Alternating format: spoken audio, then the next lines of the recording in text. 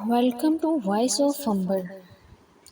حضرت محمد صلی اللہ علیہ وآلہ وسلم نے فرمایا، جب تم ایسے ہو جاؤ کہ تمہارے غم بڑھنے لگے اور تم ان غم کو ختم کرنا چاہو تو مجھ پر درود پڑھو۔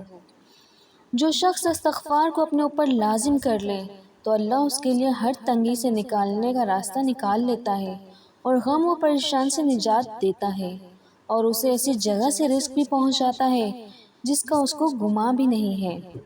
پریشانی کے وقت یہ 3 دعائیں بار بار پڑھیں۔ اول، اللہ کے سوا کوئی برحق نہیں جو بہت عظمت والا ہے اور بہت بربار ہے۔ اللہ کے سوا کوئی بھی معبود برحق نہیں جو زمین و آسمان اور عرش عظیم کا رب ہے۔